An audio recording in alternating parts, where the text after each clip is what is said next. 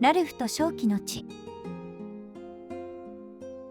ある村に仲良しな兄弟がいた。兄の名前はラルフ、妹の名前はイルバ。兄弟は母親と3人で貧しいが幸せな暮らしをしていた。兄弟で森に採集しに行ったある日、イルバは足を滑らせて深い谷に落ちてしまった。あそこは恐ろしい魔族の縄張り、正気の谷。ラルフは助けを呼ぶべく一度村へ帰ったが、戻った時にはイルバの姿がなかった。村随一の狩人シェパードに探すことをお願いしたが、彼も行方不明になった。母の悲しい涙を見て妹を探すためにラルフは冒険者になることを決意した。鍛錬を重ねて5年、強くなったラルフは正気の谷へ目指して旅立った。正気の地は空気が臭いがとても豊かな土地だった。行き当たりばったりで魔族を見ては殺し、見ては殺した。そこの魔族を倒したことで正気は消え、住める土地になった。ラルフは真っ先にイルバの落下地点である谷へ行った。あそこは獅子頭の魔族の縄張りで、鶏のいっぱい詰めた鶏舎だった。獅子頭の魔族は短い杖をラルフに向かって魔法を大きな音とともに打ち出した。俊敏なラルフはすべての魔法をかわし、獅子頭の魔族に近づいた。近接攻撃された魔族は手も足も出ない。ラルフは獅子頭の魔族を倒し、大きな鶏舎を得た。だがイルバも彼女の持ち物も見つからなかった。手がかりになるものは何もなかった。ラルフはサメ頭の魔族を倒し、大きな魚が詰まった湖を得た。大きな魚を見てラルフは子供の頃を懐かしんだ。あの頃はよくシェパードから魚をもらった。母はいつも育ち盛りのラルフには大きめの実を、小食なイルバには小さめの実を与えた。いつかまた家族で一緒に魚を食べたい。そう思いながらラルフは足取りを早めた。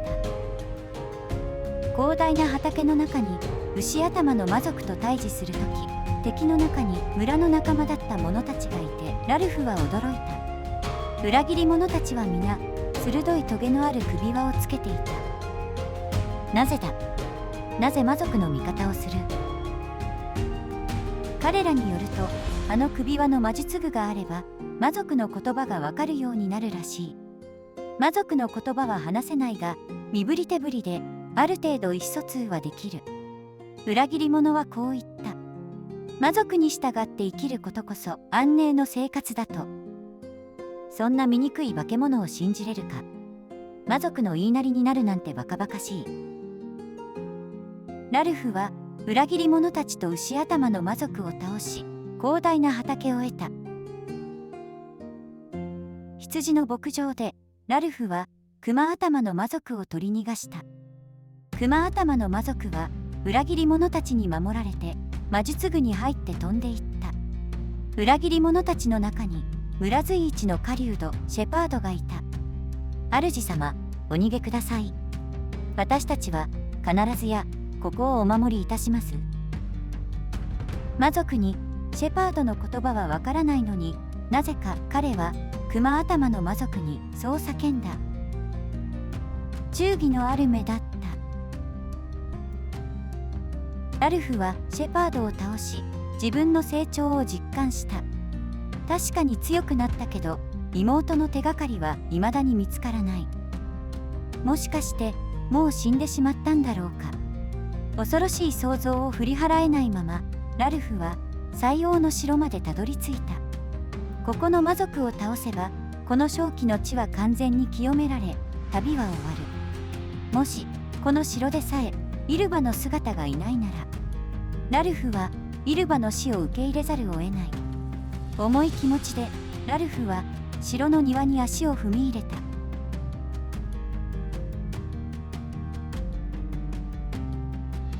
ここ最近ヒューマンを殺害し縄張りを奪ったビーストはあなたとは思いもしなかったよ、兄さん。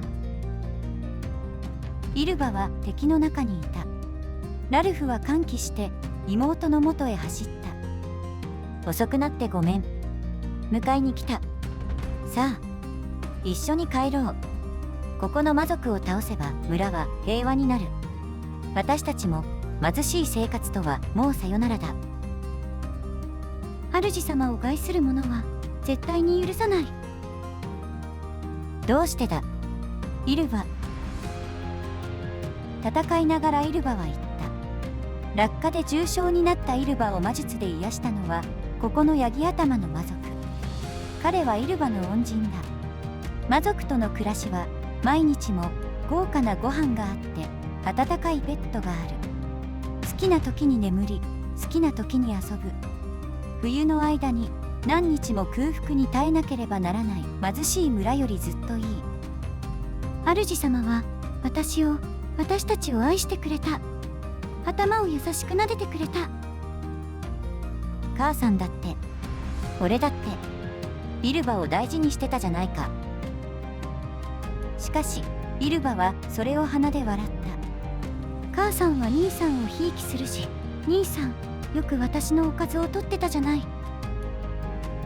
騒動に気づいて駆けつけてきたか、ヤギ頭の魔族は城の2階から魔法で加勢した。長い金属の杖をラルフに向かって魔法を打ち出した。ラルフは魔法をかわしながらイルバと戦った。栄養のある食事をしてきたせいかイルバは強かった。ラルフが手加減できないほどに強かった。それでもラルフはイルバを倒した。心臓に牙を刺さってラルフは自分の妹を殺めた。なんでこんなことになったとラルフは床に倒れた妹をじっと見つめた。